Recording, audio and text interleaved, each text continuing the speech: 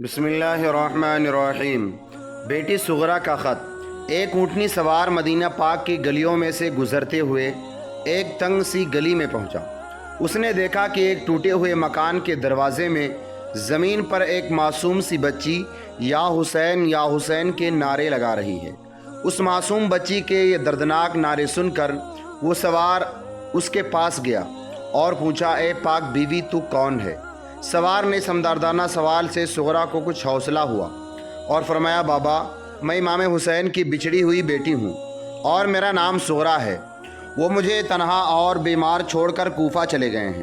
میں بیمار ہوں، دوا دینے والا کوئی نہیں، دکھی ہوں۔ میرے ابا جان نے کہا تھا کہ 1 مہینے کے بعد علی اکبر آ کر تمہیں لے جائے گا، مگر 3 مہینے ہو گئے ہیں، ان کا کوئی پتہ نہیں آیا۔ صبح سے لے کر شام تک دروازے پر بیٹھی ان کا انتظار کرتی ہوں اور ہر آنے جانے والے سے اپنے باپ کا پتہ پوچھتی ہوں، مگر کوئی بھی ان کا پتہ نہیں دیتا۔ یہ میرے نانا کی امت صبح سے شام تک میرے سامنے آتی بھی ہے اور جاتی بھی، مگر مجھے غریبنی کو کوئی پوچھتا نہیں۔ اے اللہ کے نیک بندے، اگر تو کوفہ کی طرف جا رہا ہے تو خدا کے لیے مجھے بھی ساتھ لے چل، اور اگر کوفے تک نہیں جانا تو نہ صحیح، جہاں تک تو لے جا سکتا ہے مجھے لے چل، آگے کا مجھے راستہ بتا دینا۔ میں گرتی پڑتی، اٹھتی بیٹھتی اور ہانفتی کانپتی کوفے پہنچ جاؤں گی، اور اگر تو اونٹنی پر نہیں بٹھا سکتا تو نہ صحیح، میں اپنے ماں باپ اور بہن بھائیوں کو ملنے کی خوشی میں تیرے اونٹ کے آگے آگے دوڑتی جاؤں گی۔ میں اپنے بھوک اور پیاس کی بے شکایت نہیں کروں گی، میں راستے میں تجھے کوئی تکلیف نہیں دوں گی۔ مجھے بیمار سمجھ کر نہیں چھوڑنا، اگرچہ میں بیمار ہوں، مگر ماں باپ کی ملاقات کی خوشی میں میری بیماری جاتی رہے گی، اور بہن بھائیوں کے ملنے کے شوق میں مجھ میں ہمت آ جائے گی۔ سوار نے عرض کی، اے سیدہ پاک، اگر میں نے تیرے خط تیرے باپ کو پہنچا دیا تو مجھے تو کیا انعام دے گی؟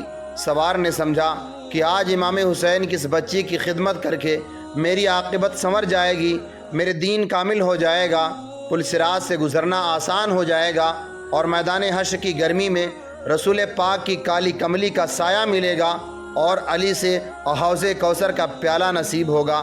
بیمار صغرا نے فرمایا، اے قاصد، میرے پاس سونے اور چاندی کے خزانے نہیں ہیں، لال اور جواہرات کے ڈھیر نہیں ہیں، ریشمی چادریں اور شاہی محل نہیں ہیں، پھر بھی اے خدا کے نیک بندے، اپنے بچوں کا صدقہ مجھ پر رحم کر، مجھ پر ترس کھا اور میری فریاد کو قبول کر۔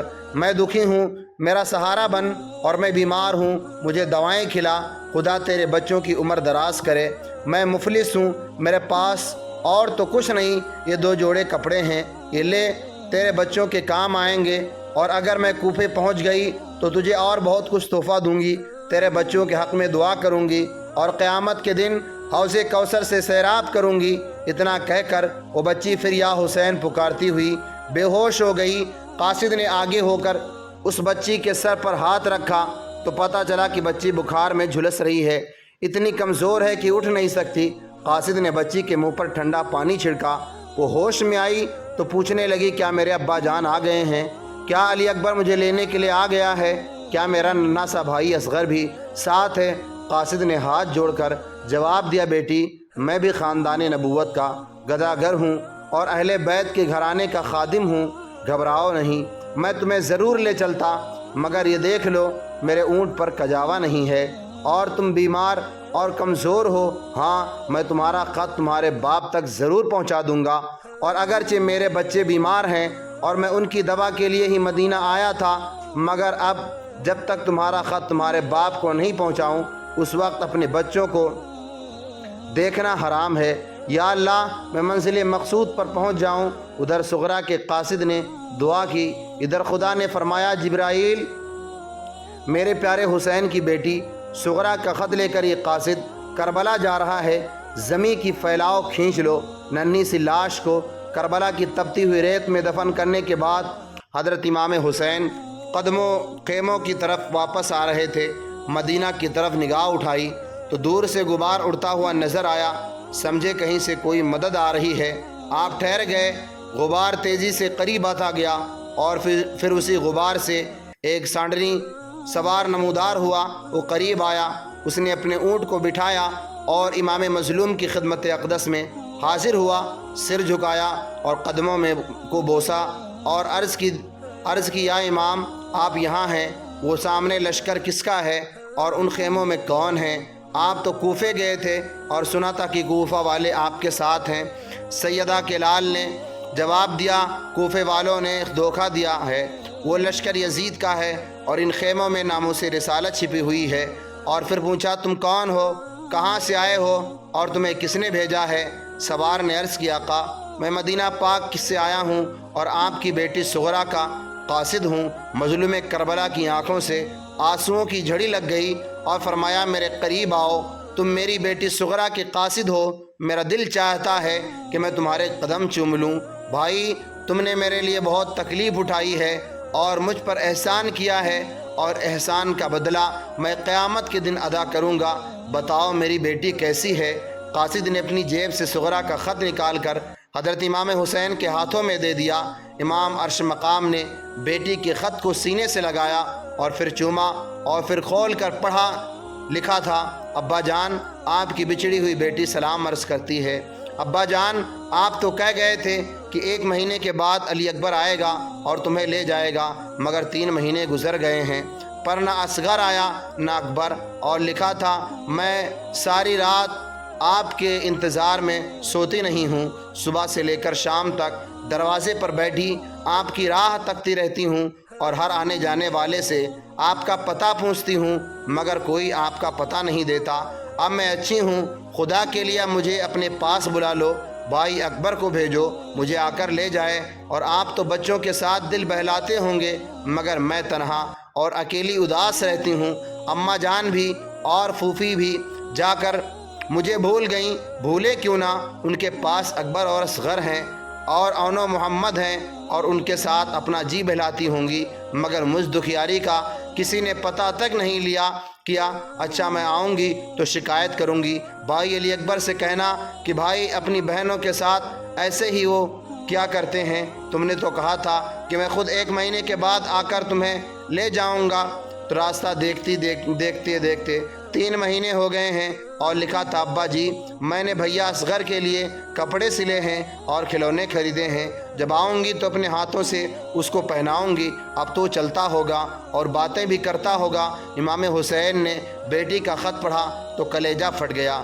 فرمایا بھائی خدا تمہارا بھلا کرے اور تیرے بچوں کی عمر دراز کرے، جس بچی کا خط لے کر آیا ہے وہ میری بیٹی سغرا ہے۔ اب میں تمہاری اس خدمت گزاری اور تکلیف اٹھانے کی کیسے شکریہ ادا کروں اور تمہاری کیا خدمت کروں؟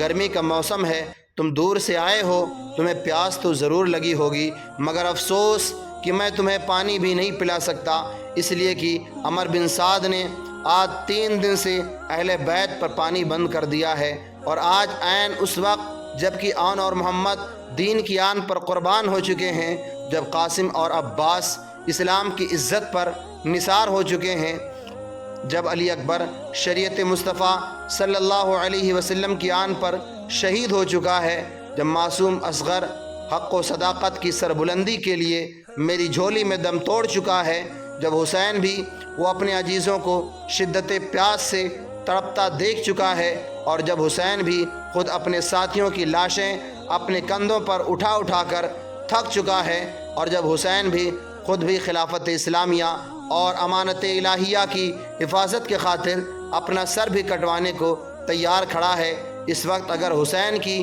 کوئی آخری خواہش تھی تو یہ تھی کہ آخری وقت میں اپنی بیمار بیٹی سغرا کو دیکھ لوں۔ اس لیے اے خدا کے نیک بندے، تو نے مجھ غریب پر بڑا احسان کیا ہے کہ میری بیٹی کا خط لے کر اس خونی میدان میں آ گیا۔ آج تو نہیں کل اس احسان کا بدلہ حوض کوثر کے جام پلا کر ادا کروں گا، اور اب ایک نیکی اور بھی کر کہ میرا پیغام بھی میری بیٹی تک پہنچا دو، اور جو کچھ تم نے دیکھا ہے اس کو جا کر بتا دو، اور کہنا اونو محمد قربان ہو چکے ہیں، قاسم دفن ہو چکے ہیں، علی اکبر شہید ہو چکے ہیں، اور جس اصغر کے لیے تم نے کپڑے سیے ہیں اور کھلونے خریدے ہیں وہ دم توڑ چکا ہے، اور جن کو تو یاد کرتی ہے وہ سب ختم ہو چکے ہیں، اور تیرا باپ حسین بھی چند لمحوں کا مہمان ہے، مگر یہ گواہی دینا کہ تمہارے باپ نے تمہارے خط کو پہلے سینے سے لگایا تھا اور چوم کر کھولا تھا۔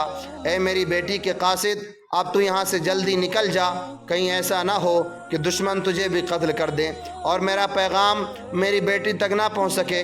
بیٹی کے قاصد کو ودا کر کے حضرت امام حسین علی اکبر کی لاش پر گئے اور کہا، لے اکبر، صغرا کا خط آیا ہے، تجھے پوچھتی ہے۔ لاش اکبر سے آواز آئی، صغرا معاف کرنا، تجھ سے کیا گیا وعدہ پورا نہ کر سکا، افسوس میں جام شہادت پی چکا ہوں۔ پھر بیٹی صغرا کا خط لے کر خیموں میں گئے اور تمام اہل بیت رونے لگے۔ ایک کوہرام مچ گیا اور ایک حشر برپا ہو گیا۔ ہر ایک نے اپنی بچھڑی ہوئی صغرا کے خط کو سینے سے لگایا اور چوما۔ سلام ہو آل فاطمہ تم پر، سلام ہو آل فاطمہ تم پر۔ امام حسین کے چاہنے والوں، ہمارے چینل کو سبسکرائب ضرور کریں۔ اللہ حافظ۔ اسی طرح کی اسلامی ویڈیو دیکھنے کے لیے ہمارے چینل پر بنے رہیں۔ اللہ حافظ۔